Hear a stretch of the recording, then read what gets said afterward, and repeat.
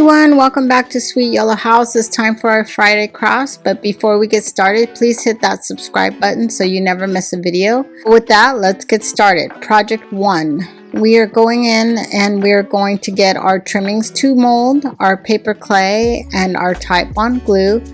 And I have had this mirror in my stash for probably a little over a year. The frame of the mirror is made out of plastic, and you can see here there's a piece missing. So what I'm gonna do is I'm gonna use the matching part of this mold that matches the rope inner part of the frame, and I'm gonna duplicate that. It's gonna be a little bit bigger, but I'm gonna use it to cover that outside edge where the frame is broken. So I'm just gonna be making molds in the same manner till I get enough to go around the outside of the frame. And but first what I'm gonna do is use hot glue and fill in that 90-degree angle so that way the molds have something to sit on. Otherwise it would kind of leave a large gap there. So I'm just filling it with glue and then putting glue on the type bond on back of the molds, and then that way I have the type bond for long-term adhesion, and the glue gun is actually there for immediate adhesion.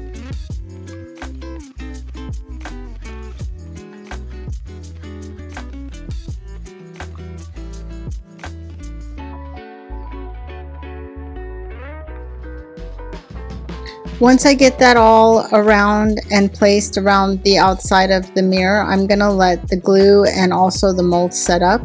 Once those set up and dry, I'm going to take it outside and I'm going to spray paint it with my bare flat black spray paint, and I'm also going to let that dry. Then I'm going to grab the Dixie Bell patina iron paint, and this is a new item for me. I'm completely and utterly fascinated by this, so I have used it in a lot of different projects over the last couple of weeks because I just want to put it on everything. So anyway, so you put the way this works is that you put the first coat down and then you let that dry. Once that's dry, then you go back in and you apply a second coat. Well, the second coat is wet still. Then you're gonna apply the patina spray is what they call it. So they have different color sprays that gives you different variety of patinas. So with this one I use the green, and you see here that I'm spraying it on actually, but after this initial thing I decided that I didn't like the way spraying all over, it just kind of got all over, and I didn't really like that. So from then on I put it in a cup and I used the paintbrush to then put it on and move it around, and you can see here it's already having a reaction. So once you get the patina spray where you want it, you let that sit overnight. It usually takes about a good 12 hours or so, and this is what you end up with, a really nice rusted finish on there. So I'm going to use this as a chalkboard. So here you see that I'm seasoning the chalkboard part before I start writing on it, because if you do this, then it won't the first thing you write on it and you don't season it you'll always be able to see it. So I'm just showing you here that I'm able to use chalk and write on it, and I'm just doing some really shoddy cursive writing, but it's just basically to show you that you're able to write on it. And then I'm going to erase that because I decide that I want to use it in a different way. I'm still going to use it as a chalkboard, but I'm going to grab my letterpress stamp set from IOD, and I'm also going to grab this it's erasable liquid chalk in white. They also make other colors, but I'm using white. and I'm going to write out a message on this chalkboard using the erasable chalking. The reason that I like this is because it is erasable, as I've said, and so I'm able to use this little message chalkboard for a lot of other things, and not just, you know, for Halloween or whatever, and then I have to put it away. So it's reusable for a bunch of stuff, and I can just erase the chalk and you know, redo my message. So here I'm putting on Happy Halloween. I chalked on some lines just to kind of give me a guideline on where to stamp my letters, because I'm not very good at stamping straight, so that kind of helps me out. And then I'm just filling in the missing letters that are duplicated, because I don't have two stamp sets, so I have to take it off and then, you know, replace it with another in another position. So there you see it says Happy Halloween. I'm also using the Fruit Harvest set, the smaller pumpkin from that set here, and I'm just going to stamp a small pumpkin on the bottom of that.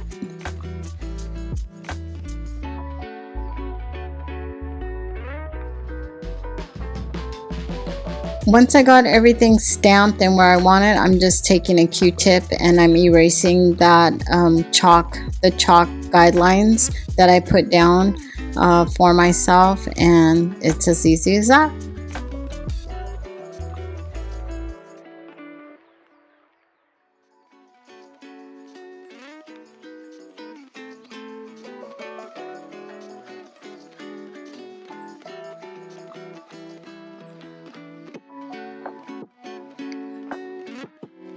For project 2, we are working on these little plastic frames, and I believe I got these at IKEA. At one time I had painted them black, and so I'm just making my way back to them. They're kind of like, I was intending on using them for a project and just never got around to that. So I went around and I gathered up a bunch of resin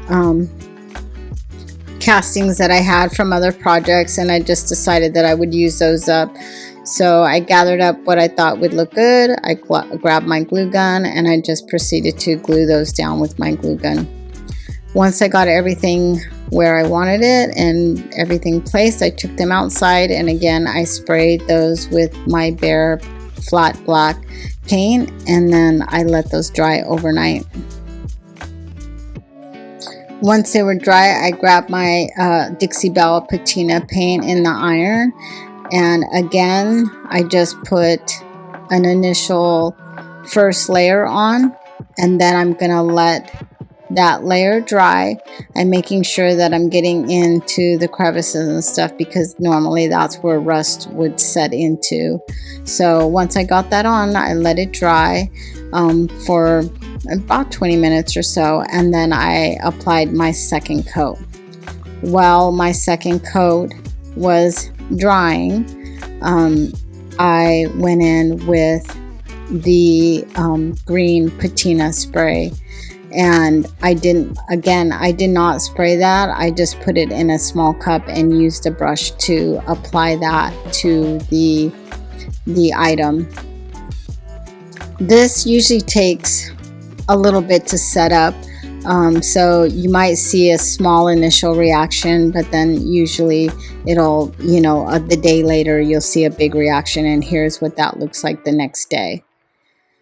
So I had these small little canvases that I got from the dollar store, and I printed off some graphics from the Graphics Fairy website, and I trimmed these little canvases down because they were just a smidge too big to fit in the opening there. So I trimmed them down just probably a little fraction, maybe 2 centimeters or something, and made sure that they fit inside the frame.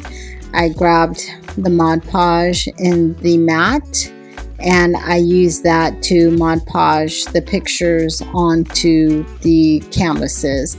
So These canvases seem to kind of soak up that Mod Podge quite a bit, so I did put a hefty base layer, and I didn't wait for it to dry. I just went ahead and went over the top of it, and then used my fingers to kind of make sure that it was all pressed down and there was no bubbles on the back of that or underneath that photo. And I did that for, I believe I have 5 frames here.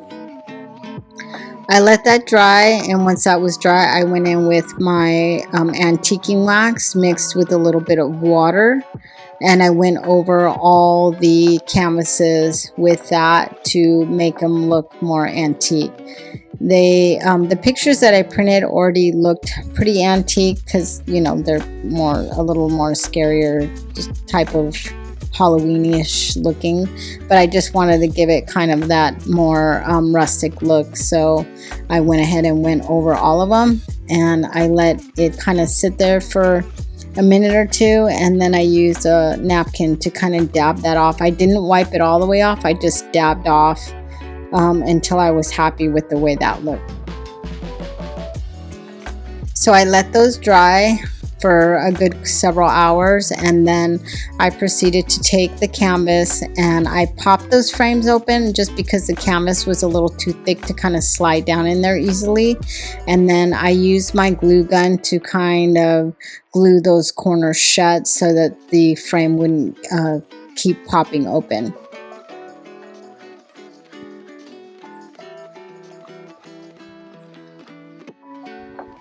I thought that these turned out really cute. I'm going to use these on my entry table for my house because we normally do a display, a Halloween display in our entryway. So that's what I use these for. Project 3 is these set of 4 gold acorns, and I believe I bought these last year from Home Goods.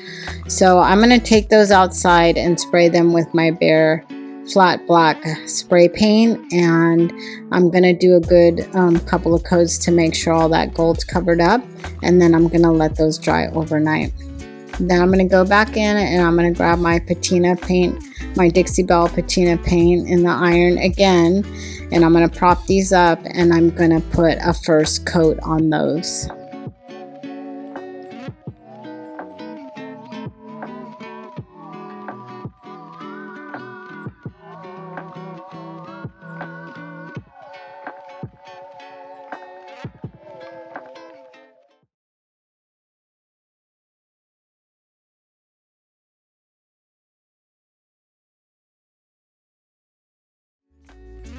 Once I have that coat down, I'm going to let that dry for about 20 minutes or so, and then I'm going to go back in and I'm going to apply my second coat.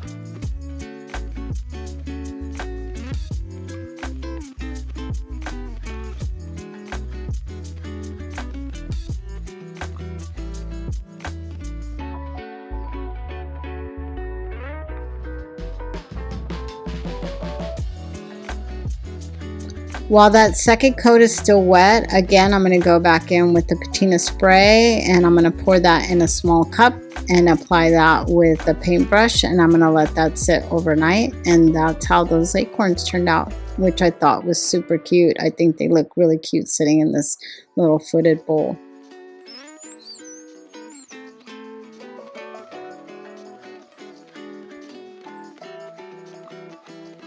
Project 4 is this piece of old wall art that I've had for several months, and I like it because the frame on it is really wide. There's a lot of room there to work with, so I just proceeded with taking everything out of it and taking all the nails and screws and everything out, and then I removed the glass. Once I had everything removed, I went ahead and took a wipe, a Clorox wipe, and I just wiped everything down. As you can see, it's pretty dusty. So I grabbed my Behr flat black spray paint and I took that outside and I spray painted it, and then I let it dry. Then I grabbed my Classic Elements mold from IOD, my paper clay, and my Titebond, and I proceeded to embellish the frame using the Classic Elements mold, and I just made castings of whatever elements on there I felt would enhance the frame, and I just worked my way around the frame, making sure that everything looked good. And then when I got it, the pieces set where I wanted, then I just glued those down using the Titebond. I let those dry overnight to make sure there was good adhesion and everything was stuck down well, and once I established that it was, then I grabbed my bare flat black spray paint again, and I sprayed that and I let it dry first overnight, I believe. So the next new product for me is this Dixie Bell copper patina paint, and I have to say, out of the two, like, I really love the rust version, but this copper one blew my mind. I just went over the whole frame with this copper paint and got into all those little crevices. I didn't do like heavy coat.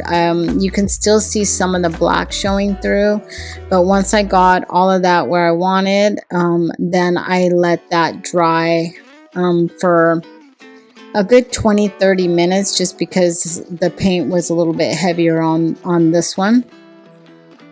And I just made sure that I got all the sides and worked my brush down into the little crevices. And once that was done, then, like I said, I let it dry for a good 20 minutes or so. Once that was done, I went back in to apply my second coat over that, and I just went back in to all those little crevices and around, making sure that I got that mold. And I went in with the green patina spray again, but again using it in a small cup and applying it with a brush. With the copper, you will almost see an immediate, it's not like the other one where, you know, it took a while to kind of see anything. This is almost an immediate reaction there. So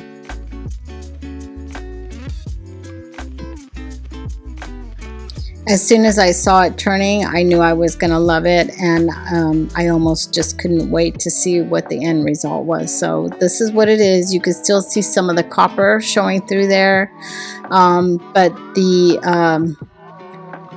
variation in the greens and blues coming through there is just gorgeous. I'm just so ecstatic on the way that this turned out. I'm so happy. I just have to look for a special place in my home to put it in. I'm not even sure I'm going to put a picture in it. I might just leave the floral across it like I have it here. So project 5, because I was so anxious to try that copper again, I grabbed this little pumpkin, and which had like more of a bronzy finish on it, and I grabbed the copper paint and I applied my first coat onto that.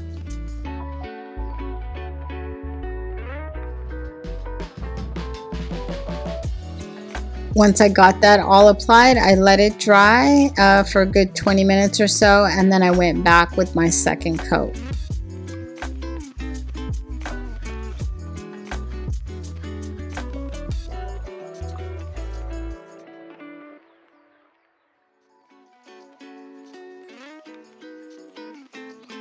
While the second coat was still wet, I grabbed a different patina spray. This one is in a blue, so the reaction color is a little bit different. It's a little bit deeper, but it still looked very pretty. It's like a deeper green.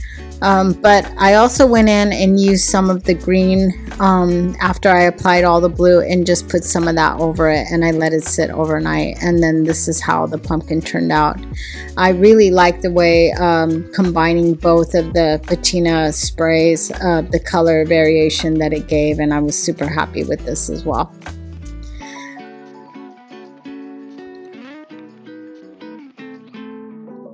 Thank you everyone for watching and spending your time with me. I really do appreciate it. And if you haven't subscribed, please do. It really helps my channel grow. And we will see you this coming Tuesday.